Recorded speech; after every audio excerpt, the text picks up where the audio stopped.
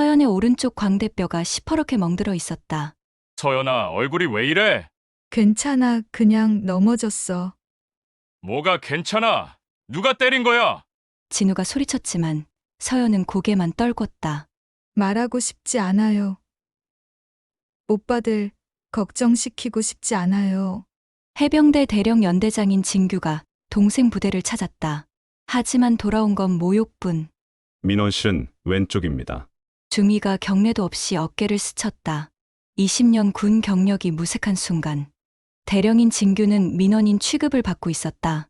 복도 끝 장혜준 이병이 떨며 증언했다. 김채훈 중대장님이 술 취해서 유서연 중사님을 주먹으로. 장혜준 이병, 허위사실 유포하면 군형법으로 처벌받는 거 몰라? 진실은 있지만 말할 수 없는 곳. 부대 전체가 사건을 덮고 있었다. 동생은 맞고 큰오빠는 무시당하고 진실은 묻힌다. 하지만 이 이야기는 여기서 끝나지 않는다. 오늘 사연 시작하기 전에 구독과 좋아요와 알림 설정 꼭 눌러주세요. 모두 무료입니다. 새벽 5시 포항 해병대 1사단 인근의 오래된 단층 주택에서 알람이 울려 퍼졌습니다. 유진규는 눈을 뜨자마자 이불을 개고 침대를 정돈했죠. 45년을 살아오며 단 하루도 거르지 않았던 습관이었습니다. 해병대 사관학교 출신 엘리트 장교답게 진규의 아침은 언제나 정확하고 규칙적이었어요. 샤워를 마치고 전투복을 입는 동안에도 진규의 손놀림은 익숙했습니다. 거울 앞에 선 진규의 어깨에는 대령 계급장이 빛나고 있었죠. 현재 연대장으로 부대 내에서 신망이 두터운 그는 오늘도 변함없이 부대로 향할 준비를 했습니다. 커피를 한 모금 마시며 창밖을 바라보던 진규의 얼굴에는 잔잔한 미소가 번졌어요. 오늘은 토요일, 주말마다 빠짐없이 찾아가는 부모님 댁 생각이 났던 겁니다. 벌써 토요일이네. 진규는 혼잣말을 중얼거리며 현관문을 나섰습니다. 부대까지 차로 10분 남짓한 거리였지만 그는 언제나 여유 있게 출발했어요. 아침 공기를 가르며 달리는 차 안에서 진규는 문득 가족들 생각에 잠겼습니다. 특히 막내 동생 서연이를 떠올리면 자연스레 미소가 지어졌죠. 서연이도 벌써 중사라니 세월 참 빠르다. 30세의 해병대 중사 유서연. 진규보다 15살이나 어린 늦둥이 막내였습니다. 서연이가 해병대사관학교 입시에 도전했을 때가 생생히 기억났어요. 첫 번째 시도에서 떨어졌을 때 진규는 누구보다 마음 아파했죠. 밤새 잠을 이루지 못하고 뒤척이던 서연이의 모습을 떠올리면 지금도 가슴 한편이 먹먹해졌습니다. 하지만 서연이는 포기하지 않았습니다. 대신 해병대 부사관의 길을 선택했고 그 과정에서 누구보다 열심히 노력했죠. 진규는 그런 서연이가 자랑스러웠어요. 사관학교를 나오지 못했어도 부사관으로서 당당히 해병대의 일원이 되어 근무하는 동생을 보면 흐뭇했습니다. 부대에 도착한 진규는 여느 때처럼 아침 점호를 주관했습니다. 부대원들을 바라보는 진규의 눈빛은 엄격하면서도 따뜻했어요. 연대장으로서의 책임감과 함께 한 사람 한 사람이 모두 소중한 부하들이라는 생각이 들었죠. 점호가 끝나고 집무실로 돌아온 진규는 오늘 처리해야 할 서류들을 정리하기 시작했습니다. 오전 업무를 마친 진규는 시계를 확인했어요. 정오가 다 되어갔습니다. 오늘 오후에는 부모님 댁에 들러야 했죠. 매주 토요일이면 빠짐없이 찾아가 함께 점심을 먹는 게 진규의 습관이었습니다. 김치 냄새 가득한 어머니의 손맛이 그리워지는 시간이었어요. 형님, 오늘도 부모님 댁 가시죠? 부관이 물었을 때 진규는 고개를 끄덕였습니다. 그럼요. 어머니가 된장찌개 끓여놓고 기다리신다고 하셨어요. 부모님 댁으로 향하는 길, 진규는 남동생 진우 생각도 났습니다. 42세인 유진우는 군 생활을 육군 병장으로 만기 전역한 뒤 지금은 평범한 중견기업 직장인으로 살고 있었죠. 형제들 중에서 유일하게 민간인의 삶을 선택한 진우였지만 그 역시 나름의 길을 걷고 있었습니다. 진규가 부모님 댁에 도착했을 때 대문 앞에서부터 구수한 된장찌개 냄새가 풍겨왔어요. 현관문을 열고 들어서니 어머니가 반갑게 맞아주셨습니다. 아이고, 우리 진규 왔구나. 오늘 좀 늦었네. 어머니, 부대 일이 좀 있었어요. 아버지는 어디 계세요? 뒷마당에서 텃밭 가꾸고 계신다. 들어와서 씻고 밥 먹자. 진규는 거실로 들어가 군복 상의를 벗고 편안한 차림으로 갈아입었습니다. 식탁에는 어머니가 정성껏 준비한 반찬들이 가득했어요. 김치, 된장찌개, 고등어구이, 시금치나물까지. 어릴 적부터 먹어온 익숙한 맛이었죠. 진우는 오늘 안 와? 진규가 물었을 때 어머니는 고개를 저었습니다. 걔는 오늘 회사 일이 있다고 하더라. 요즘 바쁘대. 그렇군요. 서연이는요? 서연이는 내일 온대. 오늘은 당직이라나 뭐라나. 진규는 고개를 끄덕이며 숟가락을 들었어요. 따뜻한 된장찌개 한 숟갈을 뜨자 입안 가득 구수한 맛이 퍼졌습니다. 이런 평범한 순간들이 진규에게는 가장 소중했죠. 전쟁터 같은 부대 생활 속에서도 주말마다 가족과 함께하는 이 시간만큼은 진규를 편안하게 만들어 주었습니다. 식사를 마친 뒤 진규는 아버지와 함께 뒷마당으로 나갔어요. 아버지는 상추를 가꾸고 계셨죠. 아버지, 제가 좀 도와드릴까요? 아니다, 괜찮아. 너는 부대 일도 바쁠 텐데 집에 와서까지 일하면 쓰나. 아버지의 주름진 손이 상추잎을 정성스럽게 다듬고 있었습니다. 진규는 그 모습을 바라보며 문득 생각했죠. 이렇게 평온한 일상이 얼마나 소중한 것인지를요. 부대에서는 언제나 긴장의 연속이었지만 이곳 부모님 댁에서만큼은 진규도 그저 한 아들로 돌아갈 수 있었습니다. 진규야, 서연이 요즘 부대에서 잘 지내나? 아버지가 물었을 때 진규는 환하게 웃었습니다. 네, 잘 지내고 있어요. 중사까지 진급했으니 이제 제법 중견 부사관이죠. 그래, 걔도 참 기특하다. 한번 떨어졌어도 포기 안 하고 부사관으로 들어간 게. 진규는 고개를 끄덕이며 하늘을 올려다봤습니다. 맑고 푸른 하늘이 펼쳐져 있었어요. 평화로운 토요일 오후 모든 것이 완벽했습니다. 진규는 이 평온이 영원히 계속되기를 바랐죠. 하지만 진규는 몰랐습니다. 이 고요한 일상이 곧 깨질 거라는 사실을요.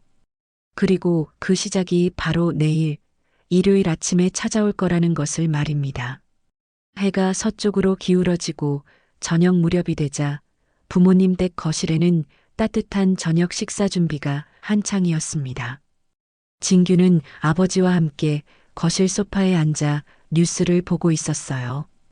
어머니는 부엌에서 저녁 반찬을 준비하시며 간간히 거실 쪽을 바라보셨죠. 진규야, 오늘 저녁은 여기서 먹고 가거라. 어머니가 고등어 구웠다. 네, 어머니. 그러겠습니다. 진규가 대답하던 순간 현관문이 열리는 소리가 들렸습니다. 진우가 들어오는 모양이었어요. 회사 일을 마친 뒤 부모님 댁으로 돌아온 진우는 넥타이를 느슨하게 풀고 있었죠. 어머니, 저 왔어요. 아이고, 진우 왔구나. 회사 일 다 끝났어? 네, 오늘 좀 늦게 끝났네요. 형님도 계시네요? 진우는 거실로 들어와 진규 옆에 앉았습니다. 두 형제는 잠시 뉴스를 함께 보며 이런저런 이야기를 나눴어요. 평범한 주말 저녁이었죠.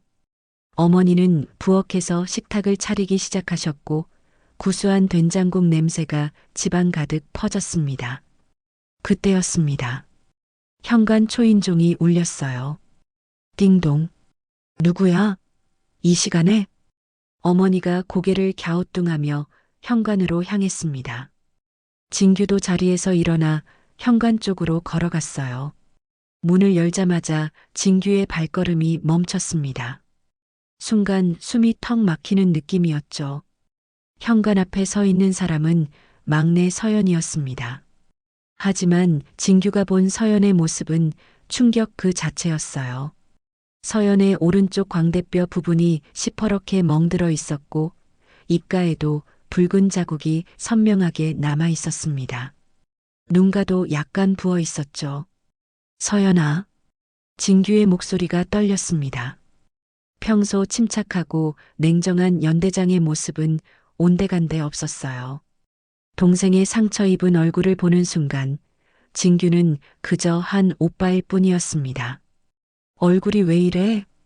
진규의 질문에 서연은 고개를 숙였어요. 대답이 쉽게 나오지 않는 듯 했습니다. 한참을 망설이던 서연이 겨우 입을 열었죠. 괜찮아. 그냥 훈련하다 넘어졌어. 서연의 목소리는 떨리고 있었습니다. 평소 씩씩하고 당당하던 서연의 모습과는 너무나 달랐어요. 진규는 서연의 눈동자를 가만히 들여다봤습니다. 그 눈빛 속에는 두려움과 불안함이 가득 차 있었죠. 진규는 직감적으로 알 수 있었습니다. 거짓말이라는 것을요. 서연아, 무슨 일 있어? 어머니가 놀라서 달려왔습니다. 서연의 얼굴을 본 어머니는 비명을 지를 뻔했어요. 아이고, 이게 무슨 일이야? 얼굴이 왜 이렇게 됐어? 어머니, 괜찮아요. 정말 훈련 중에 넘어진 거예요. 서연은 억지로 미소를 지으며 어머니를 안심시키려 했습니다. 하지만 그 미소는 너무나 어색했고 고통스러워 보였어요. 어머니는 서연의 손을 잡고 거실로 데리고 갔습니다. 진우도 서연의 모습을 보고는 자리에서 벌떡 일어났어요. 회사에서 피곤했던 기색은 온데간데 없었고 얼굴에는 분노가 가득 차올랐습니다. 말도 안 되는 소리 하지 마. 누가 때렸어? 진우의 목소리가 거실에 울려 퍼졌습니다. 평소 온화하던 진우가 이렇게 큰 소리를 내는 건 드문 일이었어요. 서연은 더욱 고개를 숙이고 말이 없었습니다. 진규는 소파에 앉은 서연 앞에 무릎을 꿇고 앉았습니다. 낮고 깊은 목소리로 물었어요. 중대장한테 보고했어? 진규의 질문은 단호했습니다. 연대장으로서의 경험이 말해주고 있었죠. 이런 상처는 단순한 사고로 생기는 게 아니라는 것을요. 누군가 의도적으로 폭력을 가했을 때 나타나는 상처였습니다. 서연은 한참을 침묵하다가 조용히 대답했어요. 그냥 지나갔으면 좋겠어. 정말 괜찮아. 뭐가 괜찮아? 얼굴이 저렇게 됐는데. 진우가 다시 소리쳤지만 서연은 여전히 고개를 들지 않았습니다. 어머니는 부엌에서 얼음 주머니를 가져와 서연의 얼굴에 대주셨어요. 서연은 아픈 기색도 없이 그저 멍하니 앉아 있었죠. 진규는 서연을 바라보며 가슴이 무너지는 기분이었습니다. 해병대 사관학교에 떨어졌을 때도 부사관으로 입대할 때도 늘 씩씩하게 웃던 서연이었어요. 그런 서연이 이렇게 작아져 있는 모습을 보니 진규의 가슴 속에서는 뭔가 타오르기 시작했습니다. 서연아, 형한테 말해봐. 도대체 무슨 일이 있었던 거야? 진우의 목소리는 부드러웠지만 단호했습니다. 서연은 여전히 입을 열지 않았어요. 다만 눈가에 눈물이 맺히는 게 보였죠. 말하고 싶지 않아요. 오빠들 걱정시키고 싶지 않아요. 서연의 목소리는 떨리고 있었습니다. 진규는 서연의 어깨를 가만히 감싸 안았어요. 동생이 이렇게 고통받고 있는데 자신이 연대장이면서도 아무것도 해줄 수 없다는 사실이 너무나 괴로웠습니다. 아버지도 뒷마당에서 나와 상황을 파악하셨어요. 평소 말수가 적은 아버지였지만 이번만큼은 표정이 굳어 있었습니다. 서연아, 부대에서 무슨 일 있었으면 말을 해야지. 이렇게 참고만 있으면 안 된다. 아버지의 말에도 서연은 고개를 저었습니다. 진규는 서연의 반응을 보며 확신했어요. 단순한 사고가 아니라 분명 부대 내에서 심각한 일이 벌어진 거라고요. 동생이 이런 얼굴로 왔는데 내가 가만히 있을 수 있겠나? 진규의 가슴 속에서는 이미 불길이 타오르고 있었습니다. 하지만 지금은 서연을 다그칠 때가 아니었어요. 진규는 일단 서연을 안심시키는 게 먼저라고 판단했습니다. 오늘은 여기서 자고 가. 천천히 이야기하자. 진규의 말에 서연은 고개를 끄덕였습니다. 어머니는 서연을 방으로 데리고 가셨고 거실에는 진규와 진우, 아버지만 남았어요. 세 사람은 서로를 바라보며 무거운 침묵에 잠겼습니다. 진우가 먼저 입을 열었어요. 형님, 이거 그냥 넘어갈 일이 아니에요. 분명 누가 서연이한테 폭력을 가한 거예요. 진규는 고개를 끄덕였습니다. 하지만 말은 쉽게 나오지 않았어요. 연대장으로서 그리고 오빠로서 무엇을 해야 할지 고민이 깊어졌습니다. 밤새 잠을 제대로 이루지 못한 진규는 새벽같이 일어났습니다. 서연은 부모님 댁 작은 방에서 자고 있었고 진규는 조용히 군복을 챙겨 입었어요. 거울 앞에 선 진규의 얼굴에는 피곤함이 역력했지만 눈빛만큼은 단호했습니다. 오늘은 반드시 서연의 부대를 직접 방문해서 무슨 일이 있었는지 확인해야 했어요. 아침 식사를 마친 뒤 진규는 어머니께 말씀드렸습니다. 어머니, 제가 서연이 부대에 다녀올게요. 그래, 알겠다. 조심해서 다녀오너라. 어머니의 얼굴에도 걱정이 가득했어요. 진규는 현관문을 나서며 한 번 더 각오를 다졌습니다. 연대장으로서가 아니라 오빠로서 동생을 지켜야 한다고요. 차를 몰고 서연이 근무하는 부대로 향했습니다. 포항에서 그리 멀지 않은 거리였지만 진규에게는 마치 먼 길을 가는 것처럼 느껴졌어요. 창밖으로 스쳐 지나가는 풍경을 보면서도 진규의 머릿속에는 온통 서연의 멍든 얼굴만 떠올랐습니다. 부대 정문에 도착하자 근무병이 차를 세웠어요. 진규가 차에서 내리자 근무병의 눈이 휘둥그레졌습니다. 대령 계급장을 본 순간이었죠. 차렷, 경례. 근무병은 즉각 거수 경례를 올렸습니다. 긴장한 기색이 역력했어요. 진규는 담담하게 경례를 받으며 말했습니다. 수고하십니다. 행정반으로 안내해 주십시오. 네, 알겠습니다.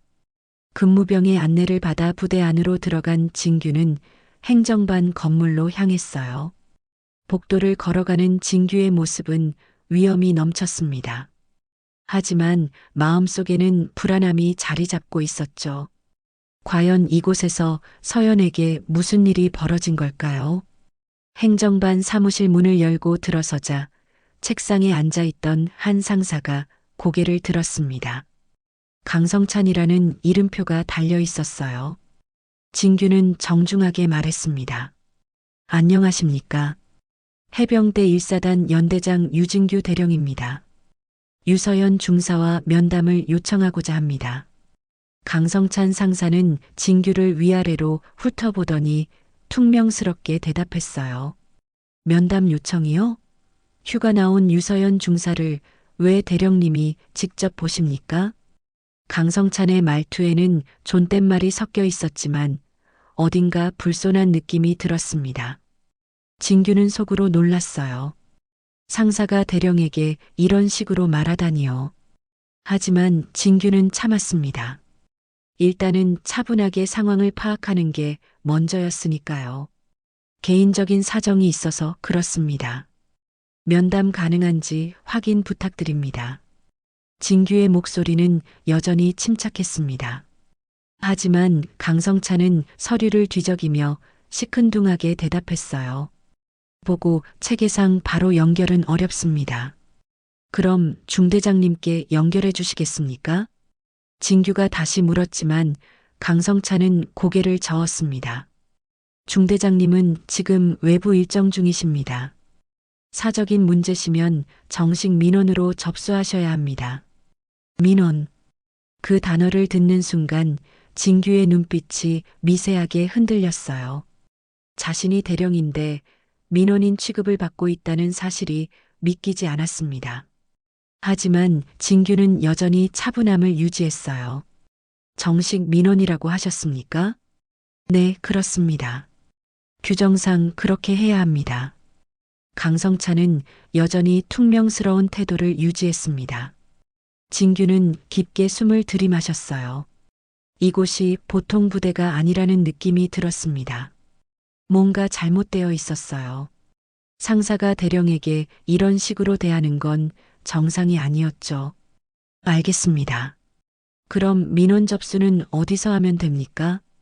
진규가 물었을 때 마침 복도에서 한 소대장이 지나가고 있었습니다. 계급장을 보니 진동현 중위였어요. 진동현 중위는 진규를 힐끗 보더니 아무렇지 않게 진규의 어깨를 스쳐 지나갔습니다. 아, 죄송합니다. 민원실은 왼쪽입니다. 진동현 중위의 목소리는 건성이었습니다. 마치 민간인을 대하듯 무심한 태도였어요. 진규는 그 순간 멈칫했습니다. 진동현 중위가 대령인 자신의 어깨를 스치고 지나가면서도 경례조차 하지 않았다는 사실이 충격이었죠. 진규는 천천히 진동현 중위를 돌아봤습니다. 진동현 중위는 이미 복도 저 끝으로 사라지고 있었어요. 진규의 얼굴에서 미소가 완전히 사라졌습니다. 민원? 진규의 목소리는 낮고 차가웠습니다. 강성찬 상사는 여전히 서류를 보며 대답했어요. 네, 민원실로 가시면 됩니다. 저희는 지금 바빠서요. 진규는 강성찬을 가만히 바라봤습니다. 상사의 태도, 진동현 중위의 무례함, 그리고 이 부대의 분위기, 모든 게 이상했어요. 진규의 눈빛이 서서히 차갑게 가라앉기 시작했습니다. 이게 대체 어떤 부대란 말인가? 진규는 속으로 생각했습니다. 대령인 자신을 민원인 취급하는 이 부대의 분위기가 심상치 않았어요. 분명 서연에게 무슨 일이 벌어졌을 때도 이런 식으로 묵살당했을 거라는 확신이 들었습니다. 진규는 행정반 사무실을 나왔습니다. 복도를 천천히 걸으며 진규는 주변을 관찰했어요. 부대원들의 표정은 어딘가 경직되어 있었고 분위기는 무겁게 가라앉아 있었습니다. 정상적인 부대라면 느낄 수 없는 이상한 긴장감이 흐르고 있었죠. 서연이가 이곳에서 도대체 무슨 일을 당한 거지? 진규의 가슴 속에서 분노가 타오르기 시작했습니다. 하지만 지금은 감정을 드러낼 때가 아니었어요. 진규는 일단 냉정함을 유지하며 민원실로 향했습니다. 민원실 문패를 보는 순간 진규의 입가에 쓴웃음이 번졌어요. 내가 연대장인데 민원실로 가야 한다니. 진규는 문을 열고 민원실로 들어갔습니다. 안에는 임재윤 병장이 앉아 있었어요.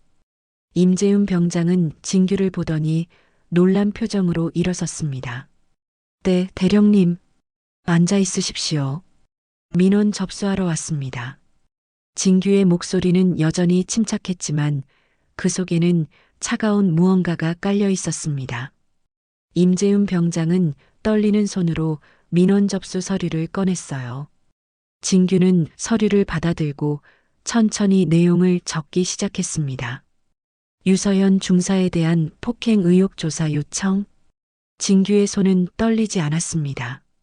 하지만 그의 눈빛은 점점 더 차갑게 변해가고 있었어요. 이 부대에서 무슨 일이 벌어지고 있는지 반드시 밝혀낼 거라고 다짐했습니다. 민원 접수를 마친 진규는 민원실을 나왔습니다. 임재윤 병장은 여전히 긴장한 표정으로 진규를 배웅했어요. 진규는 다시 행정반 쪽으로 걸음을 옮겼습니다. 이번에는 더 강하게 중대장 면담을 요청할 생각이었죠.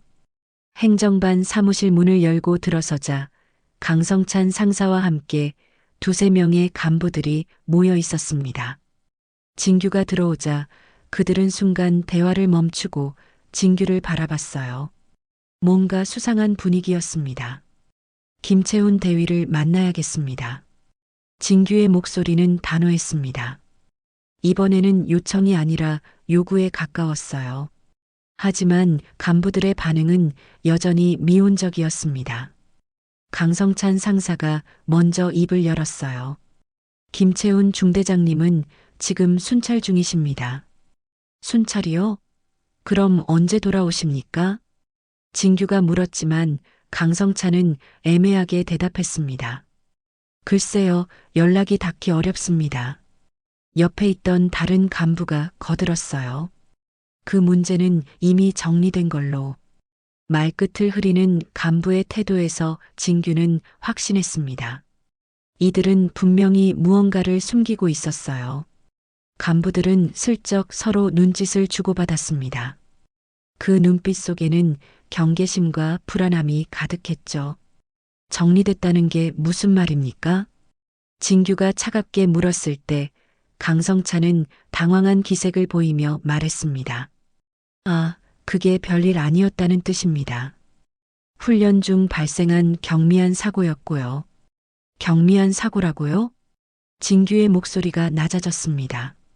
서연의 멍든 얼굴이 떠올랐어요. 광대뼈가 시퍼렇게 멍들고 입가가 찢어진 상처를 경미한 사고라고 말하다니요. 진규는 분노를 억누르며 침착함을 유지하려 애썼습니다. 제가 직접 확인하고 싶습니다. 김채훈 대위께 연락 부탁드립니다. 진규가 다시 한번 요청했지만 간부들은 여전히 회피하는 태도였어요. 그들의 말투는 흐릿했고 태도는 명백히 기피였습니다. 숨기고 있다는 느낌이 점점 더 강하게 들었죠. 진규는 사무실을 나와 복도를 천천히 걸었습니다. 뭔가 다른 방법을 찾아야 했어요. 간부들은 입을 다물고 있지만 부대원들 중 누군가는 진실을 알고 있을 거라는 생각이 들었습니다. 복도를 걷던 진규는 문득 멈춰 섰습니다. 복도 끝에서 한 병사가 진규를 보더니 얼어붙은 듯 서 있었어요. 이등병 계급장이 보였습니다. 병사는 눈치를 보며 망설이고 있었죠. 진규는 그 병사를 향해 걸어갔습니다. 병사의 명찰을 보니 장혜준이라는 이름이 적혀 있었어요. 장혜준 이병은 진규가 다가오자 긴장한 표정으로 차려 자세를 취했습니다. 장혜준 이병, 잠깐 이리 와봐. 진규의 목소리는 단호했지만 위협적이지는 않았습니다.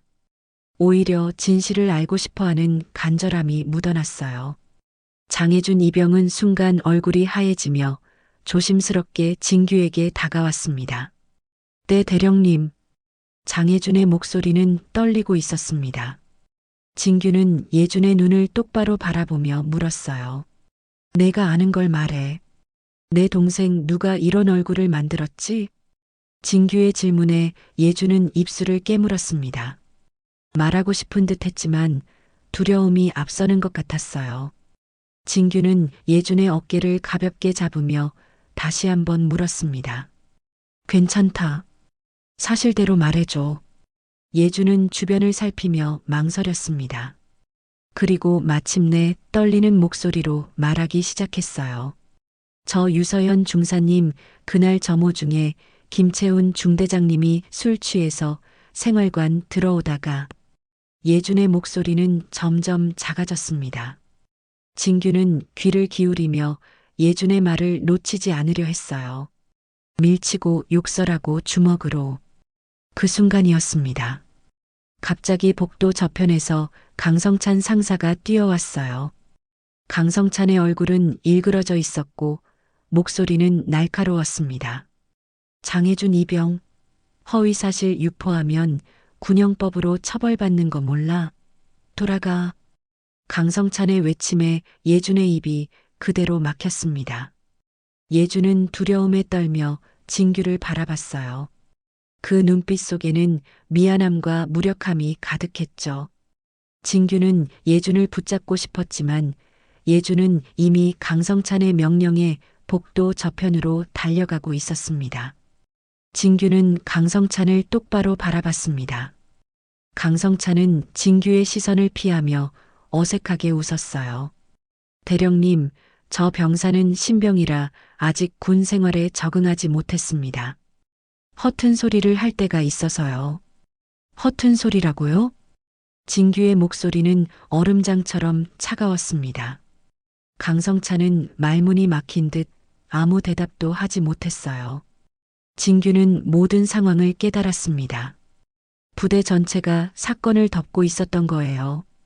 김채훈 대위가 술에 취해 서연을 폭행했고 부대는 그 사실을 은폐하려 하고 있었습니다. 간부들의 회피, 예준의 증언, 그리고 강성찬의 협박. 모든 퍼즐 조각이 맞춰지기 시작했어요. 진규의 가슴 속에서 분노가 치솟았습니다. 하지만 이성은 여전히 진규를 붙잡고 있었어요. 지금 감정적으로 행동하면 오히려 상황을 악화시킬 수 있다는 것을 알고 있었죠. 강성찬 상사. 진규가 낮고 차분한 목소리로 불렀습니다. 강성찬은 움찔하며 진규를 바라봤어요. 김채훈 대위께 제가 찾아왔다고 전해주십시오. 그리고 반드시 면담이 필요하다고 말씀드리십시오. 진규의 말에는 협상의 여지가 없었습니다. 강성찬은 망설이다가 고개를 끄덕였어요. 알겠습니다. 진규는 복도를 돌아 부대 밖으로 나왔습니다. 차에 올라타 핸들을 잡은 진규의 손은 떨리고 있었어요. 분노와 무력감이 교차했습니다. 하지만 진규는 이제 확실히 알았습니다. 서연에게 무슨 일이 있었는지, 그리고 누가 책임져야 하는지를요. 김채훈 반드시 책임을 묻겠다. 진규는 차를 출발시키며 다짐했습니다. 이제 더 이상 물러설 수 없었어요. 동생을 지키기 위해 진규는 끝까지 싸울 각오를 다졌습니다. 부대를 나온 진규는 다시 한번 행정반으로 향했습니다. 강성찬 상사를 찾아가 김채훈 대위와의 면담을 강력히 요구했어요. 강성찬은 진규의 단호한 태도에 마지못해 고개를 끄덕였습니다. 알겠습니다. 중대장님께 연락드리겠습니다. 강성찬은 전화를 걸어 김채훈 대위에게 상황을 보고했습니다. 진규는 옆에서 그 모습을 지켜봤어요. 잠시 후 강성찬이 전화를 끊고 말했습니다. 중대장님께서 잠시 후 오신다고 하셨습니다. 진규는 안도의 한숨을 내쉬었습니다. 드디어 김채훈 대위를 만날 수 있을 거라는 기대가 들었어요. 하지만 1시간이 지나도 김채훈은 나타나지 않았습니다. 진규가 다시 강성찬에게 물었죠. 중대장님은 언제 오십니까? 강성찬은 다시 전화를 걸었습니다. 그리고 난처한 표정으로 대답했어요. 중대장님께서 급하게 순찰을 나가셔야 한다고 합니다. 오늘은 면담이 어려울 것 같습니다. 순찰이요? 진규의 목소리에는 의심이 가득했습니다. 분명히 오겠다고 해놓고 순찰을 핑계로 만남을 거부하는 것이었어요. 진규는 김채훈이 의도적으로 자신을 피하고 있다는 걸 확신했습니다. 그럼 언제 만날 수 있습니까? 글쎄요, 중대장님 일정이 확실하지 않아서. 강성찬의 대답은 여전히 애매했습니다. 진규는 더 이상 기다릴 수 없다고 판단했어요. 중대장이 회피한다면 대대장을 만나야겠다는 생각이 들었습니다. 부대를 나온 진규는 차 안에서 한참을 앉아 있었습니다. 김채훈 대위를 직접 만나지 못한 것이 답답했어요. 부대 간부들이 계속 회피하는 태도를 보이는 것도 이해할 수 없었죠. 진규는 핸드폰을 꺼내 다시 한번 서연이 부대에 전화를 걸었습니다. 여보세요. 해병대 1사단 연대장 유진규 대령입니다. 대대장님과 면담을 요청합니다. 진규의 목소리는 단호했습니다. 이번에는 중대장이 아닌 대대장을 만나겠다는 의지였어요. 전화를 받은 간부는 잠시 침묵하더니 대답했습니다. 잠시만 기다려 주십시오. 몇 분이 지나고 다시 전화가 연결됐습니다. 하지만 돌아온 답은 거부였어요. 대대장님께선 외부 개입을 원치 않으십니다. 외부 개입이라고요? 저는 같은 해병대 소속 대령입니다. 진규가 항의했지만 상대방의 태도는 변하지 않았습니다. 대령님이라 해도 지휘 체계가 다릅니다. 저희 부대 내부 문제는 저희가 처리하겠습니다. 전화가 끊겼습니다. 진규는 허탈한 표정으로 핸드폰을 내려놓았어요. 지휘 체계가 다르다는 이유로 대놓고 막아선 것입니다. 진규는 다시 한번 부대로 향했습니다. 직접 찾아가서 대대장을 만나야겠다는 생각이었죠. 부대 정문을 다시 통과한 진규는 이번에는 대대본부로 향했습니다. 복도를 걸어가는 진규의 발걸음은 무거웠어요. 대대본부 앞에 도착했을 때 몇 명의 간부들이 복도에 서 있었습니다. 진규를 보자 그들은 미묘한 표정을 지었죠. 이국현 중령을 만나러 왔습니다. 진규가 말했을 때 한 간부가 앞을 막아섰습니다. 대대장님은 지금 회의 중이십니다. 그럼 회의가 끝날 때까지 기다리겠습니다. 진규의 말에 간부는 난처한 표정을 지었어요. 그때 복도 저편에서 이국현 중령이 나타났습니다. 진규는 국현을 보자마자 알아봤어요. 해병대 사관학교 시절부터 알던 후배였으니까요. 하지만 국현과 진규의 관계는 좋지 않았습니다. 사관학교 시절부터 국현은 진규를 질투했고 둘 사이에는 보이지 않는 경쟁 의식이 있었죠. 연대장님, 국현이 무표정하게 인사했습니다. 진규는 고개를 끄덕이며 대답했어요. 국현, 오랜만이군. 내 부대에서 일어난 일에 대해 이야기 좀 하자. 무슨 일 말씀이신지 모르겠습니다만. 국현의 태도는 냉담했습니다. 진규는 참을성 있게 설명했어요. 유서현 중사에게 폭행이 있었던 것으로 확인됐다. 김채훈 대위가 술에 취해 폭행을 가했다는 증언도 들었어. 그건 오해입니다. 훈련 중 발생한 사고였습니다.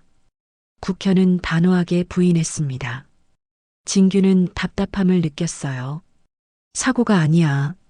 증인도 있어. 제대로 조사해야 한다. 연대장님, 저희 부대 일에 외부에서 개입하는 건 적절하지 않습니다. 지휘 체계를 존중해 주십시오. 국현의 말투에는 거부감이 가득했습니다. 진규는 국현이 의도적으로 사건을 덮으려 한다는 걸 느꼈어요. 해병대 사관학교 시절부터 국현은 자존심이 강했고 특히 진규에게 지는 것을 싫어했습니다. 지금도 마찬가지였죠. 그때 옆에 서 있던 한중간 간부가 비웃듯 말했습니다. 부사관 하나 다친 걸로 너무 과하시네요. 이 정도로 오버하시면 정치하시려는 겁니까? 그 말을 듣는 순간 진규의 눈빛이 번쩍했습니다. 부사관 하나라는 표현, 그리고 정치하려는 거냐는 비아냥. 진규의 가슴 속에서 분노가 폭발할 것 같았어요. 뭐라고 했나? 진규의 목소리는 낮고 위협적이었습니다. 간부는 진규의 눈빛을 보고 움찔했지만 이미 뱉은 말은 주워 담을 수 없었죠. 바로 그 순간이었습니다. 복도 저편에서 진우가 뛰어왔어요. 진규가 부대에 다시 왔다는 소식을 듣고 따라온 것이었습니다. 진우는 간부의 말을 듣자마자 이성을 잃었어요. 너 지금 우리 서연이 얼굴을 보고도 그런 말이 나와? 이놈아. 진우는 순식간에 간부의 멱살을 잡았습니다. 간부는 놀라서 뒤로 밀려났고 주변이 순식간에 혼란에 빠졌어요. 진우야, 진정해.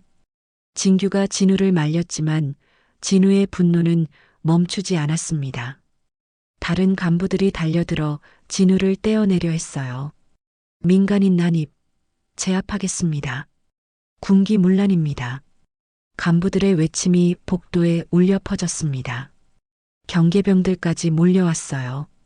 진규는 진우를 보호하려 했지만 상황은 점점 더 악화되고 있었습니다. 국현은 차갑게 서서 상황을 지켜보고만 있었죠. 연대장님, 이런 식으로 하시면 안 됩니다. 민간인이 부대에서 폭력을 행사하는 건 중대한 문제입니다. 국현의 목소리는 냉정했습니다. 진규는 국현을 바라보며 깊은 좌절을 느꼈어요. 나는 해병대 대령 연대장인데 내 말 한마디가 이렇게 무시당하는 건가? 진규의 가슴 속에는 허무함이 밀려왔습니다. 20년 넘게 군 생활을 해왔고 연대장까지 올라왔지만 지금 이 순간 진규는 완전히 무력했어요. 동생은 맞고 자신은 외부인 취급을 받고 있었습니다. 경계병들이 진우를 붙잡으려 하자 진규는 앞을 막아섰습니다. 손대지 마라. 내가 데리고 나가겠다. 진규의 목소리는 떨리고 있었습니다. 국현은 고개를 끄덕이며 말했어요. 그러시죠. 그리고 앞으로는 정식 절차를 밟아주시기 바랍니다. 진규는 진우의 팔을 잡고 복도를 나왔습니다. 부대를 나서는 진규의 뒷모습은 쓸쓸했어요. 군 경력 20년 만에 가장 깊은 모멸감을 느끼는 순간이었습니다. 차에 올라탄 진규는 말이 없었습니다. 진우도 여전히 분노에 떨고 있었죠. 형님, 저놈들이 어떻게 저럴 수가 있어요? 서연이가 맞았는데. 진우야, 진정해. 진규의 목소리는 힘이 없었습니다. 진규는 핸들을 꽉 움켜쥐었어요. 손가락이 하얗게 질릴 정도로 힘을 주었지만 가슴속의 분노와 좌절은 가라앉지 않았습니다. 어떻게 해야 하지? 어떻게 서연이를 지켜줄 수 있을까? 진규의 머릿속은 복잡했습니다. 부대는 완전히 은폐 모드로 들어갔고 국현은 사관학교 시절부터 좋지 않았던 관계 때문인지 더욱 비협조적이었어요. 깊은 어둠 속에 빠진 기분이었습니다. 부대를 나온 진규는 차에 앉아 한참을 움직이지 못했습니다. 진우는 여전히 분노에 떨고 있었지만 진규는 깊은 무력감에 빠져 있었어요. 핸들을 잡은 손이 떨렸습니다. 20년 넘게 군 생활을 해온 자신이, 대령 계급장을 달고 있는 자신이 동생 하나 제대로 지켜주지 못한다는 사실이 너무나 괴로웠죠. 형님, 이제 어떻게 해요? 진우가 물었지만 진규는 대답하지 못했습니다. 정식 절차를 밟으라는 국현의 말이 귓가에 맴돌았어요.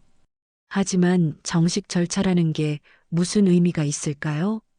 부대 전체가 사건을 덮으려 하는데 민원을 넣는다고 해서 달라질 게 있을까요? 진규는 차에서 내렸습니다. 부대 정문 앞에서 멈춰선 진규는 하늘을 올려다봤어요. 맑고 푸른 하늘이었지만 진규의 마음은 먹구름으로 가득했습니다. 진규는 주머니에서 핸드폰을 꺼냈어요. 그리고 한참을 망설이며 전화번호부를 들여다봤습니다. 연락처 목록을 스크롤하던 진규의 손가락이 한 이름 앞에서 멈췄습니다.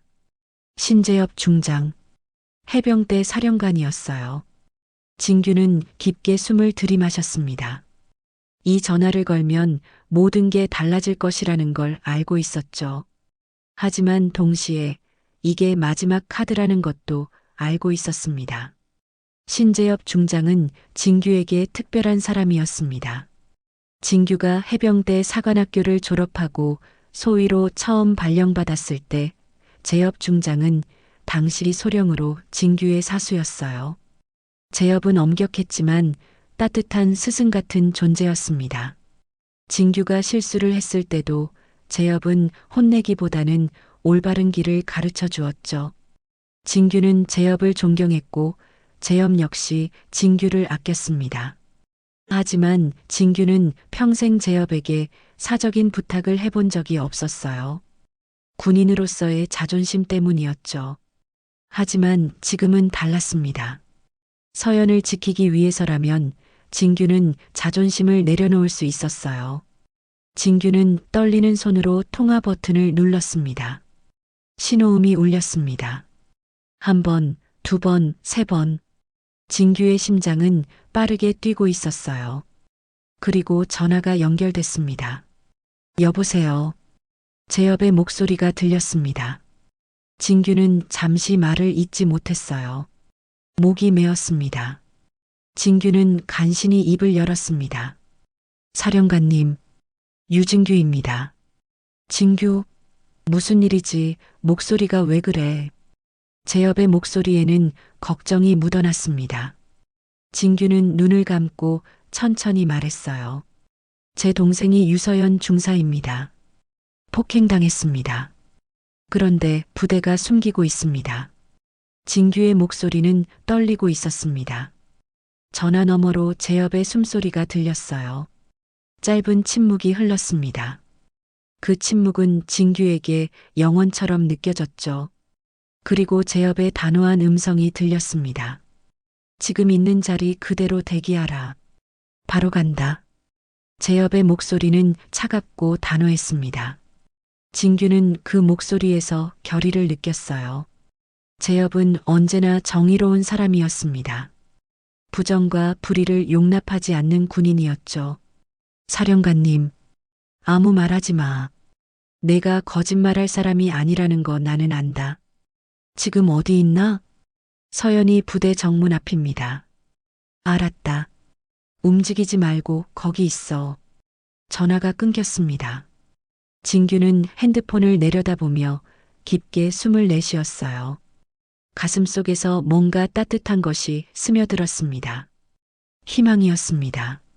차 안에 있던 진우가 내려와 진규에게 물었어요. 형님, 누구한테 전화한 거예요? 사령관님께. 사령관님이요? 해병대 사령관님? 진우는 놀란 표정을 지었습니다. 진규는 고개를 끄덕였어요. 그래. 신재엽 중장님이시다. 지금 오신다고 하셨어. 진우는 안도의 표정을 지었습니다. 하지만 진규의 마음은 복잡했어요. 재엽에게 전화를 건 것이 옳은 선택이었는지 확신이 서지 않았습니다. 혹시 재엽에게 부담을 준 건 아닐까요? 하지만 이미 전화는 걸었고 재엽은 오고 있었습니다. 진규는 부대 정문을 바라봤습니다. 저 안에서 서연이 얼마나 힘들었을까요? 중대장에게 폭행을 당하고도 누구에게도 말하지 못하고 혼자 참아야 했던 서연의 마음을 생각하니 가슴이 찢어지는 것 같았어요. 서연아, 조금만 기다려. 오빠가 반드시 지켜줄게. 진규는 속으로 다짐했습니다. 그 순간 진규는 알았습니다. 정의를 지킬 힘이 아직 해병대 안에 살아있다는 것을요. 재엽 같은 사람이 있는 한 해병대는 아직 희망이 있었습니다. 시간이 흘렀습니다. 30분쯤 지났을까요? 저 멀리서 검은색 승용차가 빠르게 다가오는 게 보였어요. 차량에는 별 3개가 그려진 깃발이 달려 있었습니다. 사령관의 차량이었죠. 차가 부대 정문 앞에 멈췄습니다. 뒷좌석 문이 열리고 신재엽 중장이 내렸어요. 50대 후반의 나이였지만 재엽의 걸음걸이는 여전히 힘차고 당당했습니다. 재엽은 진규를 보자마자 다가왔어요. 진규, 사령관님. 진규는 경례를 올렸습니다. 재엽은 경례를 받고 진규의 어깨를 가볍게 두드렸어요. 힘들었겠다. 재엽의 목소리는 따뜻했습니다. 진규는 그 말 한마디에 눈가가 뜨거워지는 걸 느꼈어요. 그동안 얼마나 외로웠는지, 얼마나 무력했는지를 재엽은 단번에 알아챈 것 같았습니다. 자세히 말해봐. 무슨 일이 있었나? 재엽의 질문에 진규는 지금까지 있었던 일을 차근차근 설명했습니다. 서연의 멍든 얼굴, 예준의 증언, 부대의 은폐 시도, 국현의 비협조적 태도까지. 재엽은 조용히 듣고 있었어요. 그의 표정은 점점 굳어갔습니다. 알았다. 이제 내가 직접 확인하겠다. 재엽은 부대 정문을 향해 걸어갔습니다. 근무병은 사령관을 보자 얼어붙은 듯 경례를 올렸어요. 재엽은 당당하게 부대 안으로 들어갔고 진규도 그 뒤를 따랐습니다. 진규는 걸으면서 생각했습니다. 이제 모든 게 밝혀질 것이라고. 서연을 폭행한 김채우는 반드시 책임을 지게 될 것이라고. 그리고 무엇보다 서연이 더 이상 두려워하지 않아도 될 것이라고요. 재엽이 함께 있다는 사실만으로도 진규는 힘이 났습니다. 이제 진규는 혼자가 아니었어요. 정희는 아직 살아 있었습니다. 재엽 중장이 부대 안으로 들어서자 분위기가 급격히 변했습니다. 복도를 지나가던 병사들은 모두 차려 자세로 얼어붙었어요. 사령관의 등장은 부대 전체에 긴장감을 불러일으켰죠. 재엽의 걸음은 느리지만 무거웠습니다. 진규는 그 뒤를 따르며 가슴이 두근거렸어요. 대대장실이 어디지? 재엽이 물었을 때 진규가 앞장서서 안내했습니다. 복도를 걸어가는 동안 간부들이 하나둘씩 모습을 드러냈어요. 재엽을 본 그들의 얼굴은 순식간에 창백해졌습니다. 강성찬 상사는 복도 한쪽에서 재엽을 보더니 그대로 굳어버렸죠. 대대본부 앞에 도착했을 때 이미 소문이 퍼진 듯 했습니다. 국현 중령이 사무실 밖으로 나와 있었어요. 국현은 재엽을 보자 얼굴이 하얗게 질렸습니다. 사령관님, 국현은 급히 경례를 올렸습니다.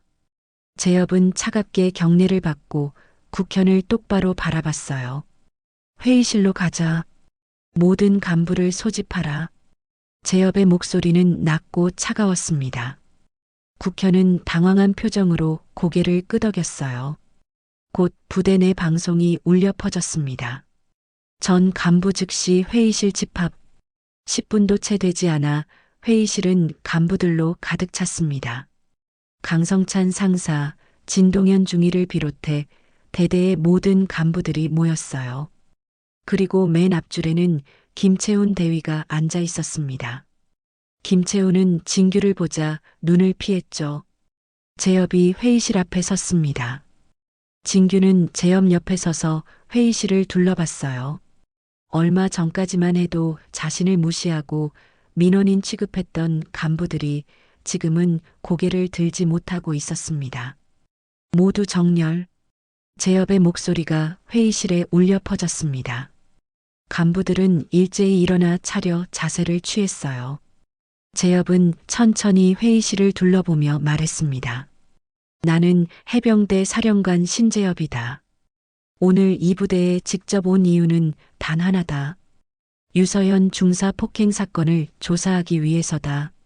재엽의 말에 회의실은 숨소리조차 들리지 않을 만큼 조용해졌습니다. 김채훈 대위는 얼굴이 새하얗게 질려 있었어요. 자, 말해봐. 누가 유서연 중사를 폭행했지? 재엽이 차갑게 물었습니다. 침묵이 흘렀어요. 아무도 입을 열지 않았습니다. 재엽은 한 명 한 명 간부들의 얼굴을 바라봤죠. 그 시선이 김채훈에게 닿았을 때 김채훈은 고개를 숙였습니다. 대답하지 않으면 전원 연대 책임이다. 재엽의 목소리는 단호했습니다. 그때였습니다. 회의실 뒤편에서 작은 소리가 들렸어요. 장혜준 이병이었습니다. 예준은 떨리는 목소리로 입을 열었죠. 사령관님. 모든 시선이 예준에게 쏠렸습니다. 예준은 울먹이며 말을 이어갔어요. 김채훈 중대장님이 술 취해 점호 들어오다 유서현 중사님을 밀치고 폭행했습니다. 예준의 목소리는 떨리고 있었지만 분명하게 들렸습니다. 김채훈 대위는 고개를 더욱 깊이 숙였어요. 재엽은 예준을 바라보며 고개를 끄덕였습니다. 계속 말해봐. 강성찬 상사님도 은폐하라 했습니다. 증언하면 군형법으로 처벌한다고 협박했습니다. 예준의 증언에 회의실은 술렁이기 시작했습니다. 강성찬 상사는 얼굴이 새파랗게 질려 있었어요. 재엽은 강성찬을 똑바로 바라봤습니다. 강성찬 상사, 사실인가? 강성찬은 대답하지 못했습니다. 침묵이 곧 인정이었죠. 재엽은 고개를 끄덕이고 국현 중령을 바라봤어요. 대대장으로서 이런 일이 벌어지는 걸 몰랐나? 국현은 변명을 하려 했지만 말이 나오지 않았습니다. 재엽은 차갑게 웃으며 말했어요. 아니면 알고도 방치했나? 유진규 대령이 찾아왔을 때 왜 제대로 조사하지 않았지? 국현은 고개를 숙였습니다. 제협은 회의실을 다시 한번 둘러보며 말했어요. 진동현 중위가 벌떡 일어났습니다. 제협은 진동현을 바라보며 물었죠. 진규 대령이 이 부대에 왔을 때 어떻게 대했나? 진동현은 대답하지 못했습니다. 제협은 진규를 바라보며 물었어요. 진동현 중위가 어떻게 했지? 진규는 차분하게 대답했습니다. 민원실로 가라고 했습니다. 경례도 하지 않고 제 어깨를 스치고 지나갔습니다. 제협의 눈빛이 차갑게 변했습니다. 진동현은 더 이상 변명할 수 없었어요. 제협은 회의실 앞 테이블에 놓인 서류철을 들어 올렸습니다. 그리고 테이블 위에 탁 내려쳤어요. 큰 소리가 회의실 전체에 울려 퍼졌습니다. 오늘부로 해당 중대장 김채훈 및 이국현 대대장, 그리고 사건을 은폐한 강성찬 상사, 수사에 형조하지 않은 진동현 중이 모두 보직해임. 제협의 선언에 회의실은 순식간에 술렁거렸습니다. 김채훈 대위는 고개를 떨구고 있었고 이국현 중령은 창백한 얼굴로 제협을 바라봤어요. 강성찬 상사와 진동현 중위도 마찬가지였습니다. 그리고 이 사건은 즉시 헌병대에 이첩한다. 김채훈 대위는 폭행 혐의로, 강성찬 상사는 은폐 및 협박 혐의로 조사받을 것이다. 제협의 목소리는 흔들림이 없었습니다. 부대 전체가 그대로 뒤집히는 순간이었어요. 얼마 전까지만 해도 진규를 무시하고 외면했던 간부들이 지금은 모두 무너져 내리고 있었습니다. 제협은 진규를 돌아보며 말했습니다. 진규, 내 동생은 더 이상 두려워하지 않아도 된다. 정의는 반드시 실현된다. 진규는 제협을 바라보며 고개를 숙였습니다. 눈가가 뜨거워졌어요. 그동안 느꼈던 모든 좌절과 분노가 한꺼번에 녹아내리는 것 같았습니다. 회의실을 나서는 제협의 뒷모습은 당당했습니다. 진규는 그 뒤를 따르며 생각했어요. 정의는 늦을 수는 있어도 사라지지 않는다는 것을요. 그리고 진정한 군인이란 계급이나 권력이 아니라 옳은 것을 지키는 용기에서 나온다는 것을요. 부대를 나서며 진규는 하늘을 올려다봤습니다. 구름 한 점 없이 맑은 하늘이었어요. 진규의 가슴 속에도 먹구름이 걷히고 있었습니다. 사건 이후 며칠이 지났습니다. 서연은 군 헌병대 조사실에 출석해 담담히 모든 사실을 털어놓았어요. 조사관 앞에 앉은 서연의 모습은 더 이상 두려워하지 않는 군인의 모습이었습니다. 진규는 조사실 밖에서 서연을 기다렸죠. 조사가 끝나고 나온 서연은 진규를 보며 조용히 말했습니다. 오빠들 걱정시킬까봐 말 못했어요. 서연의 목소리는 여전히 떨렸지만 예전보다는 훨씬 안정되어 있었어요. 진규는 조용히 서연의 머리를 쓰다듬었습니다. 넌 잘못한 게 없어. 누구보다 잘 견뎠다. 진규의 말에 서연은 고개를 끄덕였어요. 그동안 혼자 감당해야 했던 무게가 이제야 조금씩 내려놓아지는 것 같았습니다. 2달이 흘렀습니다. 해병대 본부에서 인사 발표가 있었어요. 서연은 성실함과 용기를 인정받아 중사에서 상사로 진급했습니다. 더불어 서연은 여성군인 보호제도 개선 프로젝트에도 선발되었습니다. 서연의 새로운 보직도 발표되었어요. 해병대 여군 부사관 후보생들을 가르치는 소대장이었습니다. 이제 더 이상 여군이라고 폭행, 무시, 차별 등은 걱정할 필요가 없었어요. 서연은 자신과 같은 피해를 겪는 후배들이 없도록 앞장서서 변화를 만들어가는 역할을 맡게 된 것입니다. 진규 또한 사령관실로 호출되었습니다. 제협 중장이 진규를 맞이했어요. 유대령, 이번 일로 해병대가 부끄러움에서 벗어났다. 오늘부로 준장이다. 제협의 말에 진규는 깜짝 놀랐습니다. 원래대로라면 진급 시기가 아니었어요. 하지만 사령관 권한으로 특별 진급을 하게 된 것이었습니다. 진규는 45세의 나이에 드디어 그렇게 달기 힘들다는 별을 달게 된 것이죠. 진규는 천천히 경례하며 대답했습니다. 별 하나의 무게 해병대 명예로 버티겠습니다.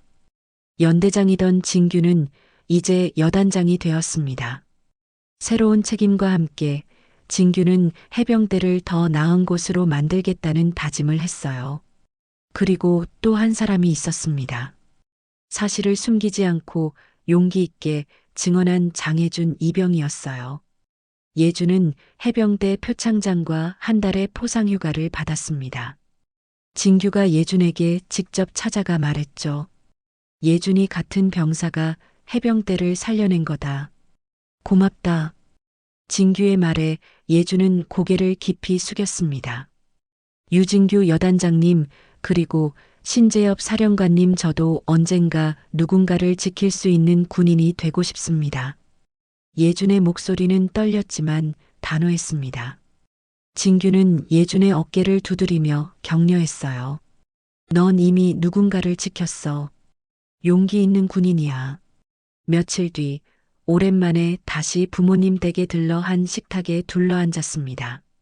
진규의 아들 은우와 은성, 진우의 딸 지아와 아들 로운도 함께였어요. 아이들은 고모인 서연의 상사 진급을 축하하기 위해 모였습니다. 고모, 축하해요. 상사 진급 정말 대단해요. 은우가 환하게 웃으며 말했습니다. 은성도 박수를 치며 축하했죠.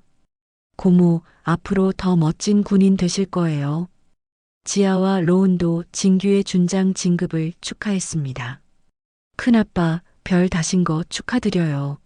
정말 멋있어요. 지아가 진규의 어깨에 달린 별을 신기한 듯 바라보며 말했어요. 로운도 거들었습니다. 큰아빠, 이제 장군님이시네요. 정말 자랑스러워요. 은우와 은성도 작은아빠 진우를 바라보며 웃었습니다. 진우는 아이들을 보며 흐뭇한 표정을 지었어요. 식탁에는 어머니가 정성껏 준비한 음식들이 가득했습니다.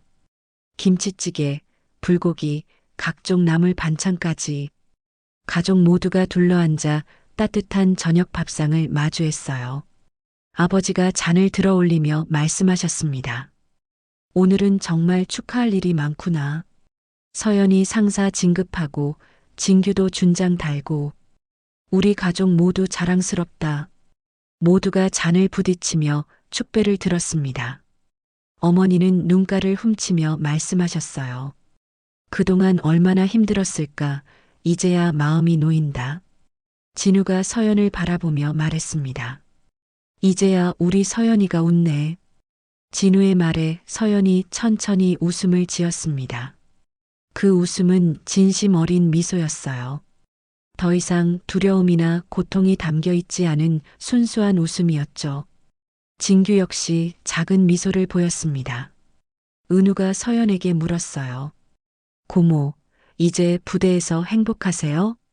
서연은 은우의 머리를 쓰다듬으며 대답했습니다. 응, 이제는 행복해. 그리고 고모처럼 힘든 후배들이 없도록 열심히 할 거야. 지아가 진규에게도 물었습니다. 큰아빠 여단장님이 되시면 더 바빠지시는 거예요? 진규는 지아를 바라보며 웃었어요. 그래, 좀 바빠지겠지. 하지만 가족들과 함께하는 시간은 꼭 만들 거야. 로운이 거들었습니다. 큰아빠, 저희 고모 지켜주셔서 고맙습니다. 로운의 말에 진규는 감동했습니다. 아이들도 이 모든 상황을 이해하고 있었던 거예요.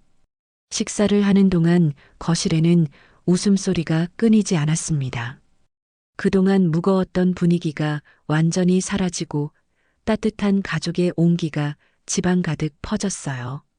진규는 식탁에 둘러앉은 가족들을 바라보며 생각했습니다. 이게 진짜 싸워야 할 이유였구나. 가족을, 정의를, 그리고 해병대의 명예를 지키는 것. 그날의 작은 웃음은 상처를 지나 가족이 다시 하나로 돌아온다는 신호였습니다. 그리고 해병대의 정의가 아직 살아있다는 흔적이기도 했어요. 어머니가 후식으로 준비한 수박을 내오셨습니다. 아이들은 신이 나서 수박을 먹었고 진규와 진우, 서연은 거실 소파에 나란히 앉았어요. 형님, 정말 고생 많으셨어요. 진우가 진규에게 말했습니다. 진규는 고개를 저었어요. 아니야. 우리 서연이가 더 고생했지. 서연은 두 오빠를 바라보며 조용히 말했습니다. 오빠들이 있어서 제가 버틸 수 있었어요. 정말 고마워요. 세 남매는 서로를 바라보며 미소를 지었습니다. 창밖으로는 저녁 노을이 아름답게 물들고 있었어요. 평화로운 일상이 돌아왔습니다. 그리고 이 평화는 누군가의 용기와 정의로 지켜진 것이었죠. 진규는 창밖을 바라보며 다짐했습니다. 앞으로도 해병대의 정의를 지키고 부하들을 보호하는 진정한 지휘관이 되겠다고요. 그리고 서연처럼 용기 있는 군인들이 더 이상 두려워하지 않도록 만들겠다고요. 해병대의 새로운 장이 시작되고 있었습니다. 그리고 그 중심에는 진규와 서연, 그리고 정의를 믿는 모든 이들이 있었습니다. 오늘 사연 마음에 드셨다면 구독과 좋아요와 알림 설정 꼭 눌러주세요. 모두 무료입니다. 시청해주셔서 감사합니다.